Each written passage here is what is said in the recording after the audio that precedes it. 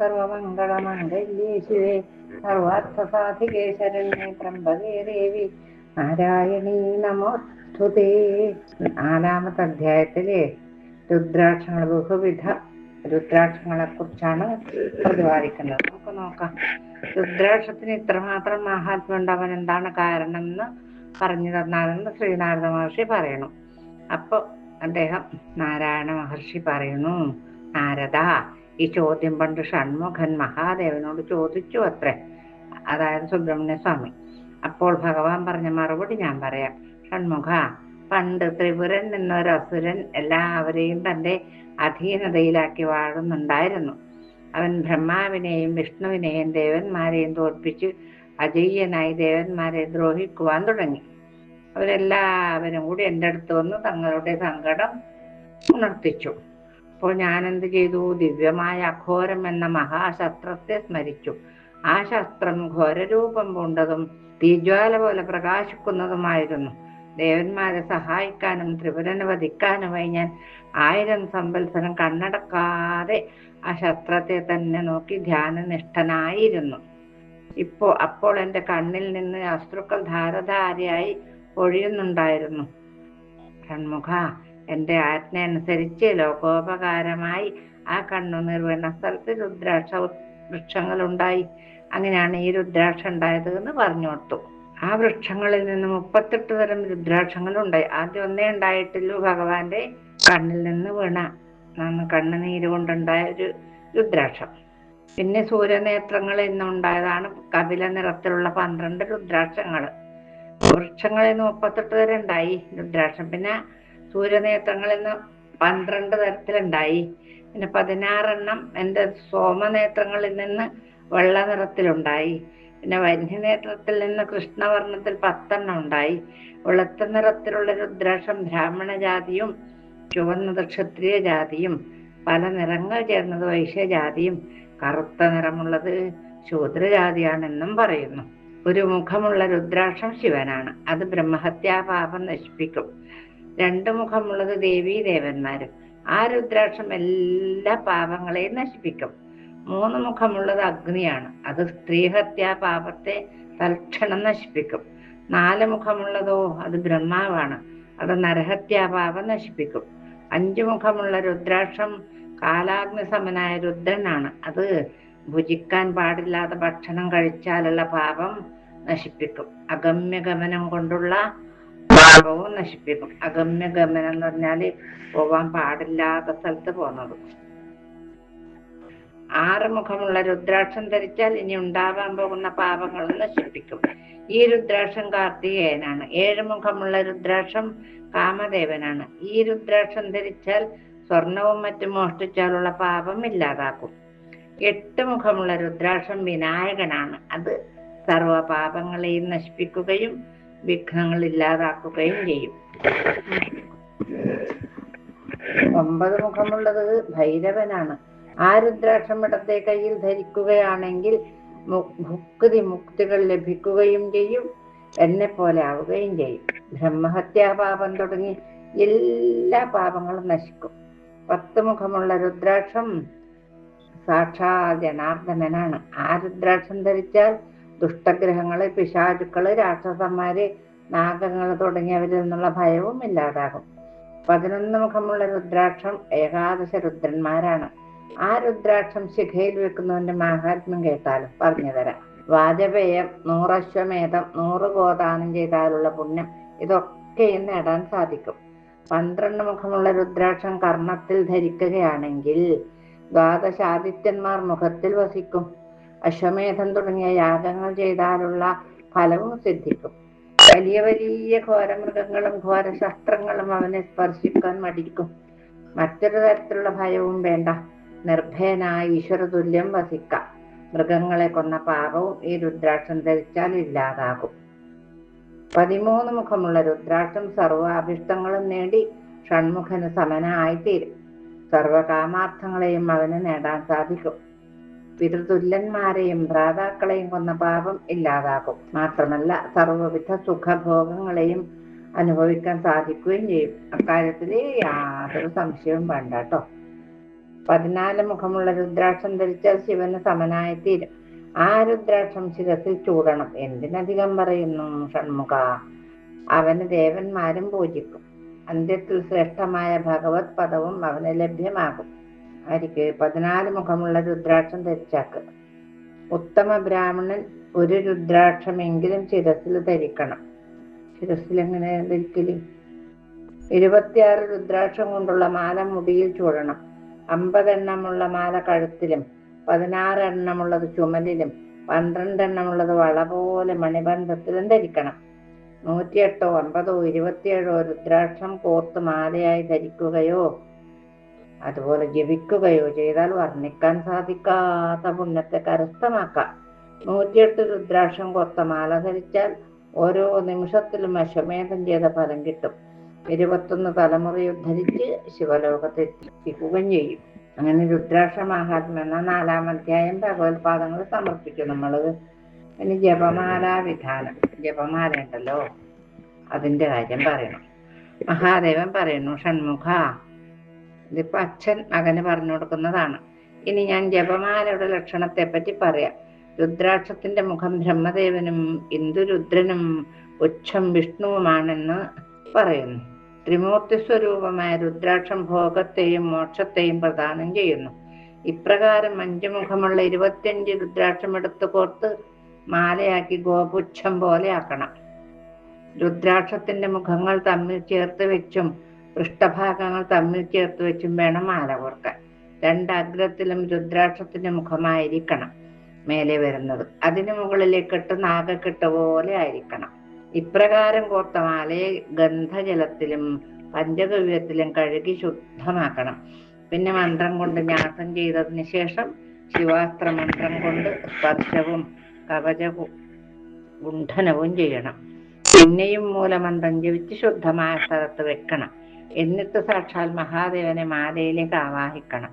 എങ്കിൽ ആ മാല സർവാഭിഷ്ടങ്ങളെയും പ്രദാനം ചെയ്യും. അല്ലാതെ ഇങ്ങനെ ഒരു രുദ്രാക്ഷം 4-5 കോത്തിട്ട് കഴുത്തിലിട്ടാ പോരാന്ന് പറയുന്നു. മറ്റു ദേവതകളുടെ മന്ത്രം കൊണ്ടും രുദ്രാക്ഷമാലയെ പൂജിക്കാം. പിന്നീട് ജപമാലയെ കഴുത്തിലോ ചെവിയിലോ ശിരസിലോ ധരിക്കാം. മനസ്സിനെ ഏകാഗ്രമാക്കി രുദ്രാക്ഷമാല എടുത്ത് ജപിക്കുകയും വേണം. കണ്ഠത്തിലോ ശിരസിലോ ഹൃദയത്തിലോ ചെവിയിലോ കയ്യിലോ ഭക്തിപൂർവ്വം ധരിക്കണം. എന്തിനധികം പറയണു ഷൺമുഖ, രുദ്രാക്ഷധാരണം ഏറ്റവും ഉത്കൃഷ്ടമാണ് എന്ന് അച്ഛൻ മകനോട് പറഞ്ഞു കൊടുക്കുകയാണ് ചെയ്യുന്നത്. സ്നാനം, ജപം, ദാനം, ഹോമം, പ്രായശ്ചിത്തം, ശ്രാദ്ധം, ദീക്ഷ തുടങ്ങിയ കർമ്മങ്ങളൊക്കെ രുദ്രാക്ഷം കൂടാതെ ചെയ്താൽ നിഷ്ഫലമാകും, ഒരു ഫലം ഉണ്ടാവില്ല. വൈദിക കർമ്മങ്ങളിലൊക്കെ രുദ്രാക്ഷം കൂടിയേ തീരും. സ്വർണം കെട്ടിയ രുദ്രാക്ഷം കഴുത്തിലോ ശിരസിലോ കയ്യിലോ ധരിക്കണം. അന്യൻ ഉപയോഗിച്ച ജപമാല ഉപയോഗിക്കരുത്. അശുദ്ധമായി രുദ്രാക്ഷം ധരിക്കരുത്. രുദ്രാക്ഷ വൃക്ഷത്തിന്റെ കാറ്റേൽക്കുന്ന പുൽക്കൊടി പോലും ജനിമരണമില്ലാത്ത രുദ്രലോകം പ്രാപിക്കും. രുദ്രാക്ഷം ധരിച്ചവൻ പാപം ചെയ്താലും അവൻ മുക്തി പ്രാപിക്കും എന്ന് ജാബാല ശ്രുതിയിൽ പറയുന്നുണ്ട് കേട്ടോ. രുദ്രാക്ഷമാല ധരിച്ച് ശിവഭഗവാനെ ധ്യാനിക്കുന്നവൻ എല്ലാ ഭാഗവതോത്തമന്മാരിലും വെച്ച് ശ്രേഷ്ഠനായിരിക്കുകയും ചെയ്യും. എല്ലാ ദേവന്മാരും രുദ്രാക്ഷം ധരിക്കുന്നവരാണ്. ജാബാല രുദ്രാക്ഷ മഹാത്മ്യത്തെ പറ്റി ഭക്തിപൂർവ്വം ഉച്ചൈസ്ഥരം ഉദ്ഘോഷിക്കുന്നു. ഞാനും അത് തന്നെ പറയുന്നു, വളരെ വളരെ ഗംഭീരമായിട്ട് പറയുന്നു. രുദ്രാക്ഷ മഹാത്മ്യം ലോകപ്രസിദ്ധമാണ്. രുദ്രാക്ഷം ധരിക്കുന്നവൻ രുദ്രന് തുല്യനാണ്. ജപവും ധ്യാനവും ഇല്ലാത്തവൻ പോലും രുദ്രാക്ഷം ധരിക്കുന്നത് കൊണ്ട് ശുദ്ധനായിത്തീരും. രുദ്രാക്ഷം ഒന്നെങ്കിലും ധരിക്കുന്നവൻ അവന്റെ വംശത്തെയും രുദ്രലോകത്തെത്തിക്കും. ഇനി ഞാൻ രുദ്രാക്ഷ വിധിയെ പറ്റി പറഞ്ഞു തരാം. രുദ്രാക്ഷത്തിന്റെ മഹിമ. അങ്ങനെ ജപമാലാ ലക്ഷണം എന്നുള്ള 5-ാം അധ്യായം ഭഗവത്പാദത്തിൽ സമർപ്പിച്ചു. ഇനിയിപ്പോ രുദ്രാക്ഷ മഹിമയാണ് പറയുന്നത്. അതെന്താണ് കാര്യം എന്ന് നമുക്ക് നോക്കണ്ടേ. ഇനി രുദ്രാക്ഷ വിധിയെ പറ്റി പറയാം. ദർഭയിൽ കോർത്ത പുത്തിലഞ്ഞി മാല പോലും രുദ്രാക്ഷമാലയുടെ മഹിമയുടെ 16 അംശം പോലും ആവില്ല.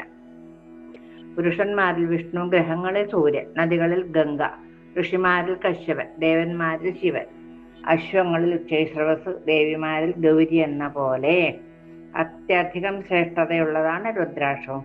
രുദ്രാക്ഷ ദാനത്തെക്കാൾ ഉത്തമമായ മറ്റൊരു സ്തോത്രമോ വ്രതമോ ദാനമോ ഇല്ല ഷൺമുഖ. ഒരു ശിവഭക്തന് രുദ്രാക്ഷം ദാനം ചെയ്യുന്നതിൽ ലഭിക്കുന്ന പുണ്യം വാക്കുകളുകൊണ്ട് പറയുവാൻ സാധ്യമല്ല.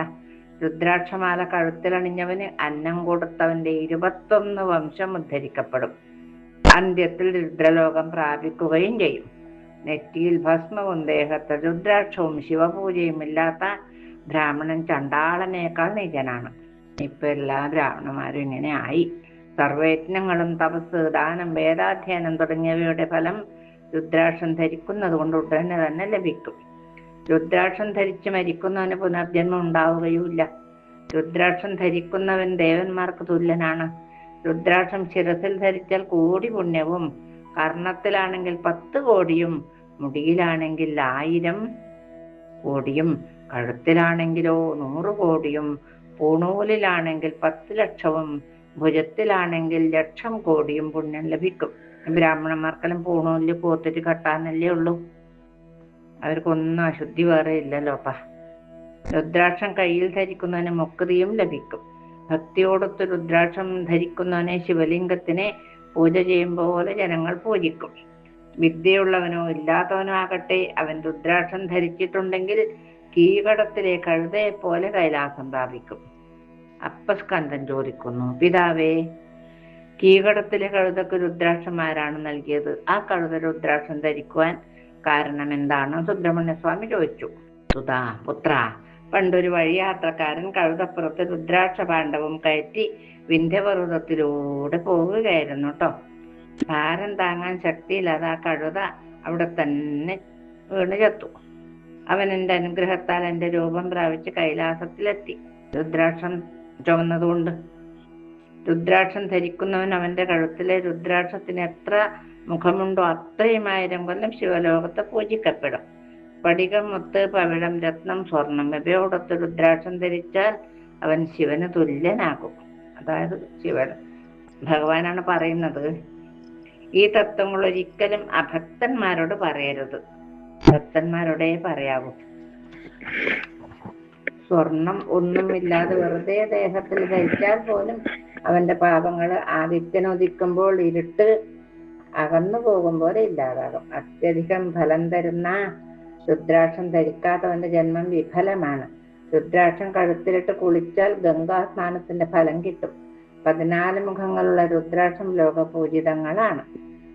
ശങ്കരന്റെ രൂപം തന്നെ ആ രുദ്രാക്ഷത്തെ ധരിക്കുകയാണെങ്കിൽ ദരിദ്രൻ പോലും രാജാവായി തീരും. ഇതിന് ഉപോത്ബലകമായൊരു കഥ ഞാൻ പറഞ്ഞു തരാം. ആര് പറയണു? മഹാദേവൻ മകനോട് പറയുകയാണ്. പണ്ട് കോസലത്തിൽ ഗിരിനാഥൻ എന്ന പേരൊരു മഹാത്മാവ് ഉണ്ടായിരുന്നു. അദ്ദേഹം ധർമ്മിഷ്ഠനും ധനികനും വേദാംഗങ്ങളുടെ മറുകര കണ്ടവനുമായിരുന്നു. അദ്ദേഹത്തിന് സുന്ദരനായ ഗുണനിധി എന്ന പേര് ഒരു മകനുണ്ടായിരുന്നു. അദ്ദേഹം യജ്ഞകർത്തും ദീക്ഷിതനും ആയിരുന്നു. അദ്ദേഹം തന്റെ ഗുരുവായ സുധീഷ്ണന്റെ പത്നിയായ മുക്താവലിയെ തന്റെ സൗന്ദര്യം കൊണ്ട് മോഹിപ്പിച്ചു. ഗംഭീരായില്ലേ? അവളുടെ കൂടെ കുറെ കാലം രമിച്ച് കാലം കഴിച്ചു. ഗുരു അറിഞ്ഞെങ്കിലോ എന്ന് ഭയന്നൊരു ദിവസം അയാൾ ഗുരുവിന് വിഷം കൊടുത്തു കൊന്നു. പിന്നീട് നിർബാധം അവളോടൊത്ത് കഴിഞ്ഞു. ഗംഭീരായ ശിഷ്യനാണ്. കുറച്ചു കാലം കഴിഞ്ഞപ്പോൾ മാതാപിതാക്കൾക്ക് കാര്യങ്ങൾ ഏതാണ്ട് മനസ്സിലായി. മനസ്സിലാക്കിയപ്പോൾ അവരെയും അയാൾ വിഷം കൊടുത്തു കൊന്നു. സുഖഭോഗങ്ങൾക്ക് വേണ്ടി ധാരാളം ധനം ചെലവഴിച്ച് അവസാനം പണം ഇല്ലാതായപ്പോൾ ബ്രാഹ്മണ ഗൃഹങ്ങളിൽ ചെന്ന് മോഷണം തുടങ്ങി. ഇതറിഞ്ഞ് ബന്ധുമിത്രാദികൾ അവരെ നാട്ടിൽ നിന്ന് പുറത്താക്കി. മദ്യപാനാസക്തനായവൻ മുക്താവലിയോടുകൂടി കാട്ടിൽ കഴിച്ചുകൂട്ടി. കുറെ നാളവൾ ബ്രാഹ്മണരെയും ജനങ്ങളെയും പിടിച്ചു പറിച്ച് പണം കരസ്ഥമാക്കി. കുറെ കഴിഞ്ഞപ്പോൾ അവൻ കാട്ടിൽ വെച്ച് മരിച്ചുപോയി. അപ്പോൾ കാലകിങ്കരന്മാർ അവനെ കൊണ്ടുപോകാൻ വന്നു. ശിവലോകത്തുനിന്ന് ശിവഗണങ്ങൾ അവിടെ എത്തിച്ചേർന്നു. യമകിങ്കരന്മാർ ചോദിച്ചു, ശിവദൂതന്മാരെ, നിങ്ങൾ എന്തിനാണ് ഇവനെ കൊണ്ടുപോകാൻ വന്നത്? അതിന് തക്കവണ്ണം അവൻ എന്ത് പുണ്യമാണ് ചെയ്തത്? മഹാപാപിയല്ലേ ഇയാള്? ശിവദൂതന്മാർ പറഞ്ഞു, ഇവൻ മരിച്ച സ്ഥലത്തിന് 10 മുഴം താഴെ രുദ്രാക്ഷം കിടപ്പുണ്ട്. ആ പ്രഭാവം കൊണ്ടാണ് ഞങ്ങൾ ഇവനെ ശിവലോകത്തേക്ക് കൊണ്ടുപോകുന്നത്. അവൻ ദിവ്യരൂപം ധരിച്ച് ശിവദൂതന്മാരുടെ കൂടെ വിമാനത്തിൽ കയറി ശിവലോകത്തെത്തി. ഇത്രയും മാഹാത്മ്യമുണ്ട് രുദ്രാക്ഷത്തിനെന്ന് മനസ്സിലാക്കിയാലും ഷൺമുഖ എന്ന് പറഞ്ഞുകൊണ്ടാണ് ഈ രുദ്രാക്ഷ വിധി എന്ന 6-ാം അധ്യായം നമ്മൾ ഭഗവത്പാദങ്ങളിൽ സമർപ്പിക്കുന്നത്. കായേന വാചാ മനസേന്ദ്രിയർവാ ബുദ്ധ്യാത്മനാ വാ പ്രകൃതി സ്വഭാവാത് കരോമി യദ്യൽ സകലം തസ്മൈ നാരായണായേതി സമർപ്പയാമി.